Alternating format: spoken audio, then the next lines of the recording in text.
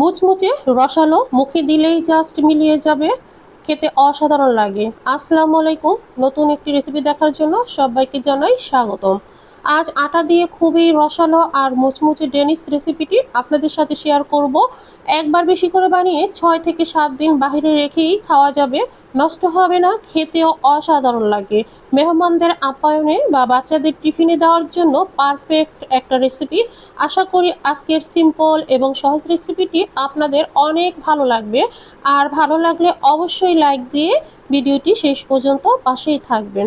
So কথা না বাড়িয়ে চলুন মূল রেসিপিতে চলে যাই, আশা করি ভালো লাগবে। প্রথমে একটা মিক্সিং বলে নিয়ে নিচ্ছি 2 কাপ আটা।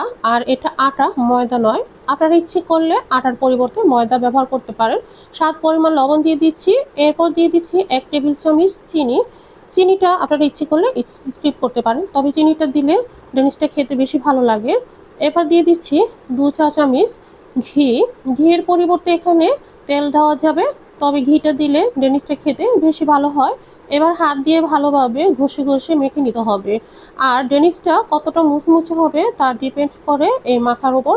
মাখাটা যত ভালোভাবে মেখে নেবেন ততই ডেনিশটা খাস্তা আর মুচমুচে হবে। আর মাখাটা হয়েছে কিনা বুঝবেন কি করে? যখনই দেখবেন মুঠো করে নেওয়া যাচ্ছে আর টাচ করলে ভেঙে যাচ্ছে, তখনই বুঝে নিতে হবে মাখা হয়ে গিয়েছে। এবার নর্মাল পানি দিয়ে ডো তৈরি করে নিব। এটা নর্মাল পানি, গরম পানিও না অথবা ঠান্ডা পানিও না, রুম টেম্পারেচারে থাকা পানি অল্প অল্প করে দিয়ে একটি সফট এবং নরম ডো তৈরি করে নিব।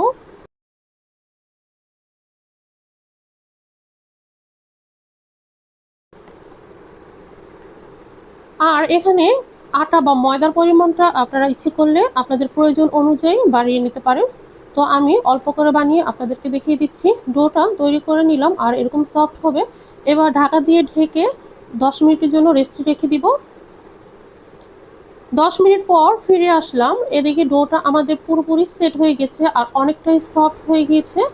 এবার যতটুকু ডো করে নিয়েছি এটা দিয়ে আমরা 4টা লেচি কেটে নিব।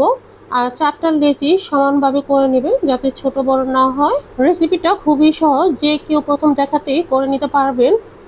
ঘরে থাকা আটা দিয়ে এরকম মুচমুচে রসালো ডেনিশটা তৈরি করে নেওয়া যায়, খেতে অসম্ভব মজার হয়ে থাকে। বাসায় যদি কখনো না করে খেয়ে থাকেন তাহলে একবার হলেও খেয়ে দেখবেন, আশা করি সবাই অনেক পছন্দ করবে আর যাকে খাওয়াবেন সে আপনার প্রশংসা করতে বাধ্য। তো হচ্ছে এবার আমি 4টা লেচি কেটে নিলাম সমান করে। এবার লেচিগুলো দিয়ে আমি 4টা পাতলা করে রুটি বেলে নিব। তো এখানে একটি পিঁড়ি নিয়েছি, পিঁড়ির উপরে লেচিটা নিয়ে কিছুটা আটা ছিটিয়ে দিলাম। আটার পরিবর্তে এখানে ময়দাও ব্যবহার করতে পারেন বা কর্নফ্লাওয়ার দিয়ে রুটিটা বেলে নিতে পারেন।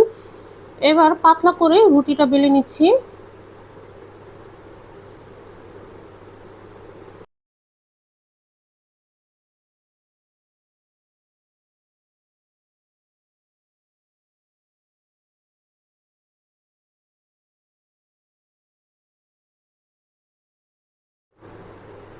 তো হচ্ছে গিয়ে পাতলা করে আমি একটা রুটি বেলে নিলাম। হয়তোবা আপনারা দেখে বুঝতে পেরেছেন কতটা পাতলা করে নিতে হবে।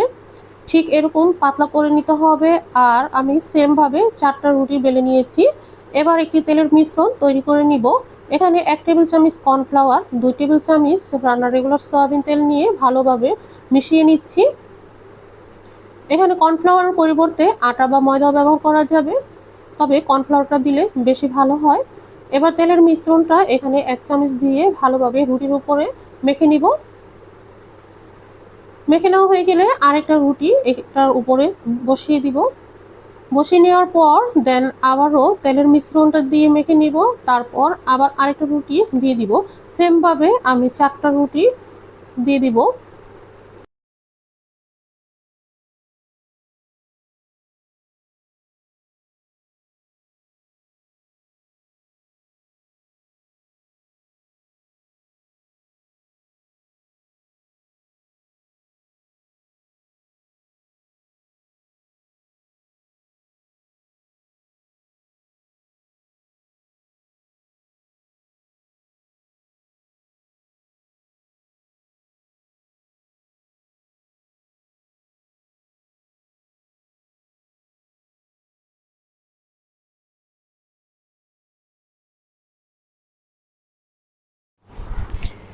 তো হচ্ছে গিয়ে তেলের মিশ্রণটা দিয়ে আমি 4টা রুটি সমানভাবে বসিয়ে নিয়েছি, হয়তোবা আপনারা দেখে বুঝতে পেরেছেন। এবার একটি নাইফ দিয়ে আমি কেটে নিচ্ছি। আর এখানে বলে বোঝাবার কিছু নেই, আমার হাতের দিকে লক্ষ্য করলেই আপনারা বুঝতে পারবেন আমি কিভাবে করে নিচ্ছি।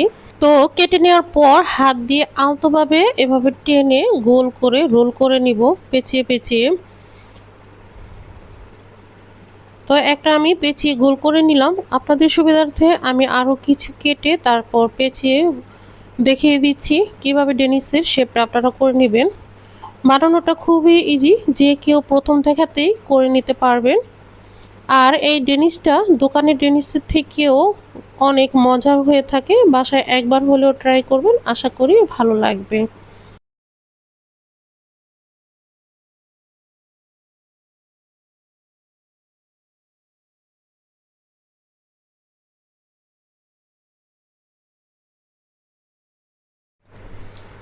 তো হচ্ছে রুটিটাকে আমি লম্বা স্লাইস করে কেটে নিলাম। এবার হাত দিয়ে আলতোভাবে টেনে একটু লম্বা করে নিব, দেন পেঁচিয়ে পেঁচিয়ে গোল করে রোল করে নিব। ডেনিসটা রোল করে নেওয়ার পর মাথাটা ভালোভাবে আটকে দিতে হবে। মাথাটা যদি ভালোভাবে না আটকান তাহলে ভাজার সময় খুলে আসতে পারে, তাই অবশ্যই মাথাটা চেপে চেপে হাত দিয়ে এভাবে লাগিয়ে নিতে হবে। তো আমাদের একটা ডেনিসের ভাজ করে নেওয়া হয়ে গিয়েছে, দেখতেই পেরেছেন কতটা সহজভাবে করে নেওয়া হচ্ছে। তো আরও কিছু আপনাদেরকে আমি করে দেখিয়ে দিচ্ছি।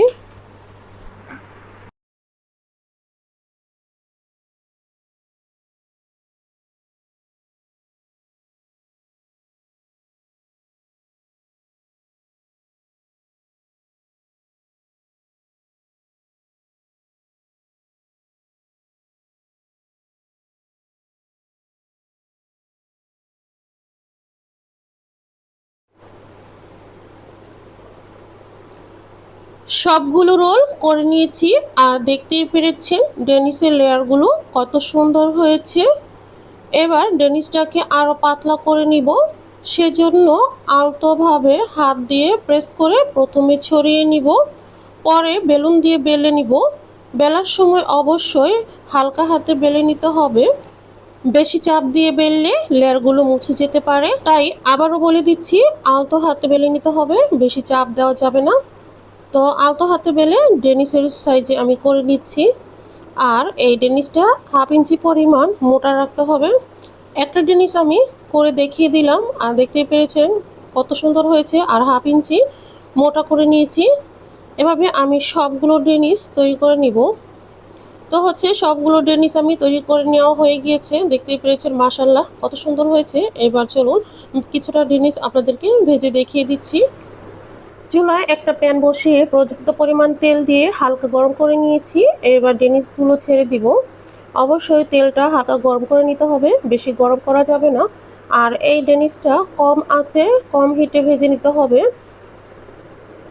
সময় নিয়ে ভেজে নিতে হবে।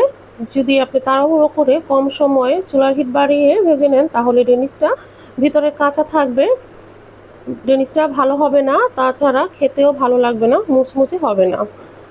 তো আবারও বলে দিচ্ছি, চুলার হিটটা লো হিটে করে দিয়ে তারপর ডেনিসটা সময় নিয়ে ভেজে নিতে হবে। আর চামচ দিয়ে আলতো হাতে তেলটা একটু নাড়িয়ে নিতে হবে, তাহলে ডেনিসের উপরের যে লেয়ারগুলো স্পষ্ট বোঝা যাবে আর দেখতেও খুব ভালো লাগবে। তো ডেনিসটা আমি উল্টে পাল্টে দোনো পাশ কালার করে ভেজে নিচ্ছি। তো বেশ কিছুক্ষণ ভেজে নেওয়ার পর দেখতেই পেরেছেন ডেনিসের সুন্দর একটি বাদামি কালার চলে আসছে। আরও কিছুক্ষণ ভেজে কালারটা আর একটু করে নিব। আপনারা হয়তোবা দেখে নিশ্চয়ই বুঝতে পেরেছেন ডেনিসটা কতটা পারফেক্ট হয়েছে, আর প্রত্যেকটা লেয়ার স্পষ্টভাবে বোঝা যাচ্ছে। তো হচ্ছে বাসায় আপনারাও ইচ্ছে করলে এরকম পারফেক্টভাবে আটা দিয়ে ডেনিস তৈরি করে নিতে পারেন অতিথি আপ্যায়নে বা বাচ্চাদের টিফিনে দেওয়ার জন্য। আশা করি সবাই অনেক পছন্দ করবে। আজকের রেসিপিটি যদি ভালো লেগে থাকে অবশ্যই একটা লাইক দিয়ে দিবেন এবং ফ্রেন্ডস এবং ফ্যামিলির সাথে শেয়ার করবেন। আর যদি বেশি ভালো লেগে থাকে চ্যানেলটিকে সাবস্ক্রাইব করে পাশে থাকবেন। তো হচ্ছে গিয়ে কথা বলতে বলতে আমাদের ডেনিসগুলো সুন্দর একটি কালার চলে এসছে। এবার তেলটা ঝরিয়ে তুলে নিব। তার জন্য একটা ছাঁকনি নিয়েছি, ছাঁকনিটাতে আমি সবগুলো ডেনিস তুলে নিচ্ছি, তারপর তেলটা ঝরিয়ে তুলে নিচ্ছি। আপনাদেরকে কিছুটা ডেনিস আমি ভেজে দেখিয়ে দিলাম, আর দেখতেই পেরেছেন মাশাআল্লাহ কত সুন্দর হয়েছে। এবার ডেনিসগুলো খাওয়ার পালা। আমি একটি প্লেটে পরিবেশন করে দেখিয়ে দিচ্ছি। এখানে আমি আগে থেকেই চিনির শিরাটা করে রেখেছিলাম, আর এটা ঘন একটি শিরা করে নিয়েছি। এরপর শিরাগুলো উপরে আমি দিয়ে দিচ্ছি। আপনারা যদি মিষ্টিটা খেতে পছন্দ না করেন তাহলে চিনির শিরাটা স্কিপ করতে পারেন। তাছাড়া এখানে চিনি দেওয়া আছে, ডেনিসটা এমনিতেও অল্প মিষ্টি, আপনারা ইচ্ছে করলে এভাবেও খেয়ে নিতে পারেন। তো আপনাদেরকে আমি একটা ডেনিস ভেঙে দেখিয়ে দিচ্ছি ভিতরটা কতটা খাস্তা আর মুচমুচে হয়েছে। আপনারা হয়তোবা দেখে বুঝতেই পেরেছেন কতটা পারফেক্ট হয়েছে। আর ডেনিসটা খেতে কিন্তু অনেক সুস্বাদু ছিল, দোকানের থেকেও অনেক অনেক সুস্বাদু হয়েছিল, খেতে অসম্ভব মজা। তো আজকে এখানেই বিদায় নিচ্ছি। অনেক অনেক ভালো থাকবেন। আল্লাহ হাফেজ। আসসালামু আলাইকুম।